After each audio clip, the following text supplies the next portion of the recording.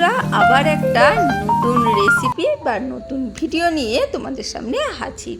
আজকে শেখাবো তোমাদের, দেখেই বুঝতে পারছো, ম্যাঙ্গো দই বা আম দইয়ের রেসিপি।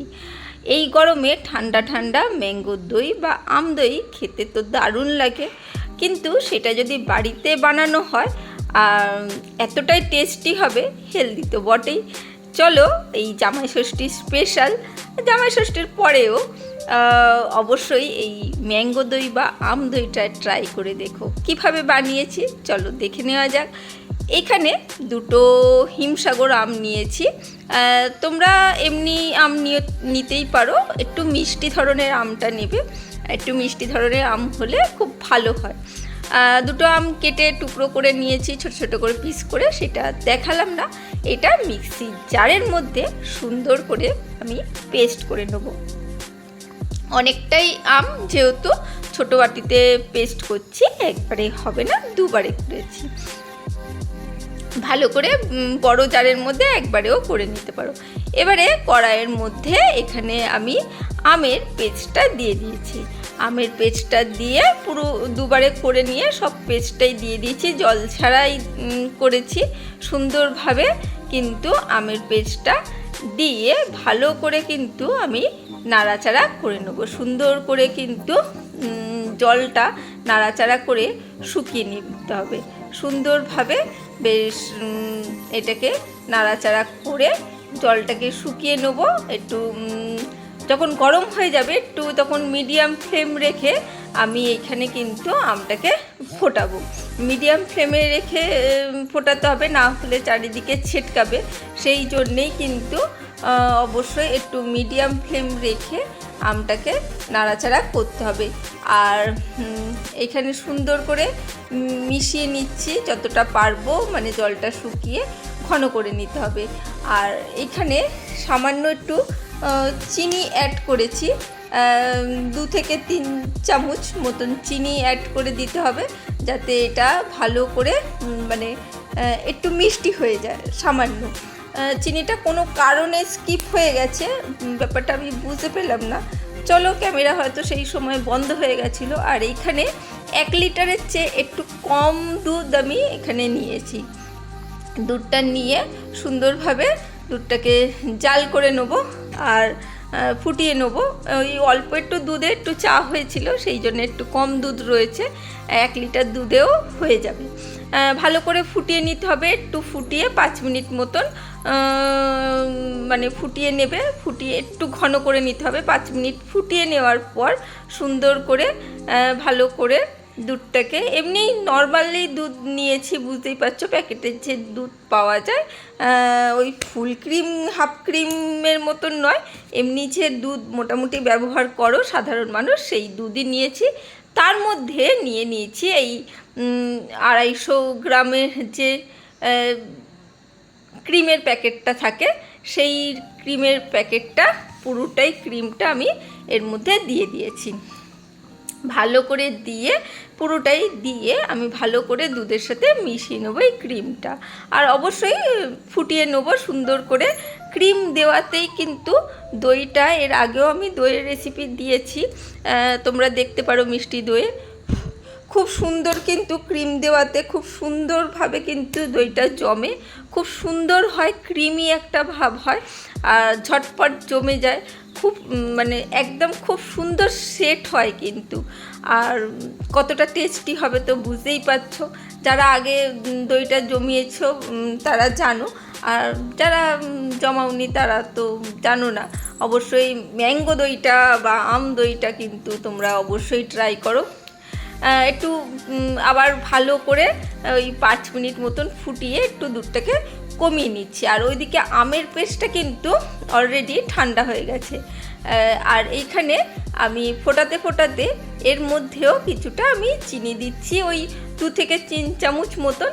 আর এটা তো দেখতেই পেলে আমের এটার ব্যাপারটাই কি হয়েছিল বুঝতে পারছি না।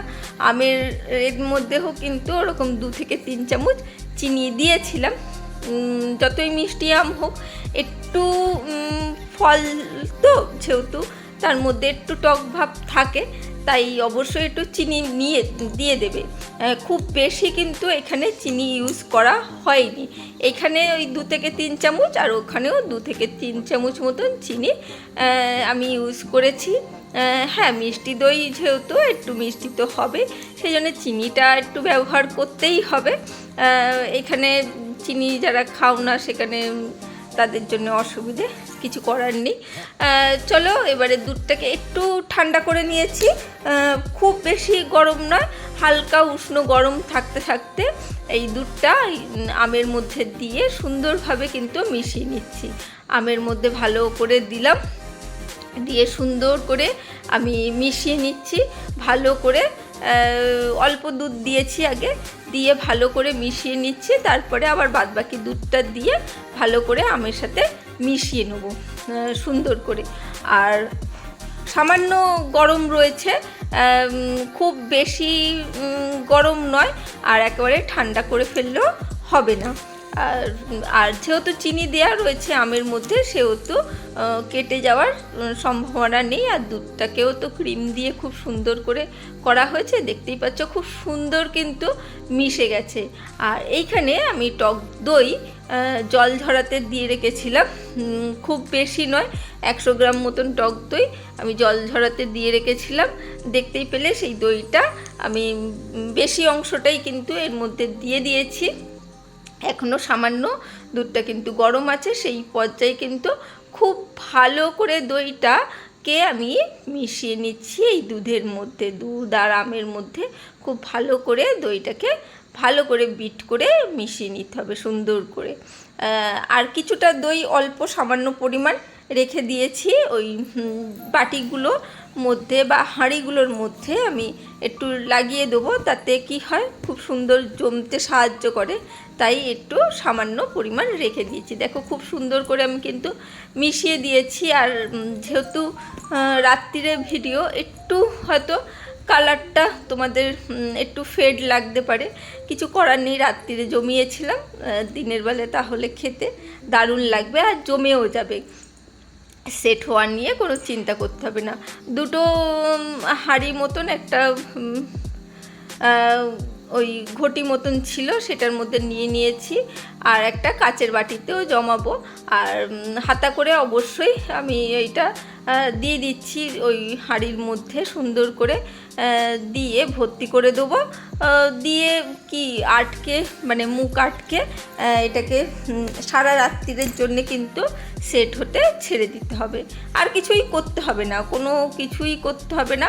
কাচের বাটিতেও আমি জমিয়েছি, সেহেতু তোমাদের বললাম যে কিছুই করতে হবে না, কোনো গরম জায়গায় রাখতে হবে বা কিছু সেই রকম না। একটু একটা ছোট কাচের বাটি নিয়েছি, এমনি যে কাচের বাটি থাকে বাড়িতে সেইটাই, সামান্য একটু গরম রয়েছে, খুব সামান্য, সেই অবস্থায় কিন্তু দিয়ে আমি এটাকে রেখে দেবো।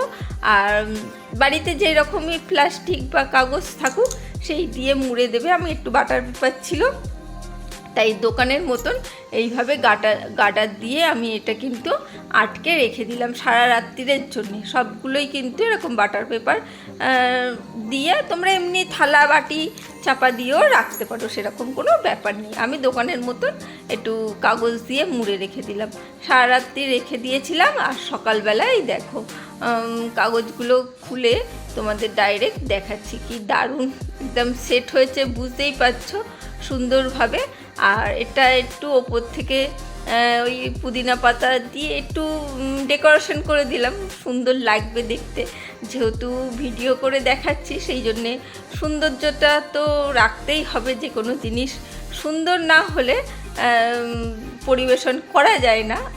যাও করে ভিডিও করে পরিবেশন করে দিলাম, সেটা কখনোই উচিত নয়। চলো ম্যাঙ্গো দইটা কেমন লাগলো অবশ্যই জানিও আর ট্রাই করে বলো। চলো আজকের জন্য টাটা, বাই বাই, আবার দেখা হবে অন্য কোনো দিন অন্য কোনো ভিডিওতে।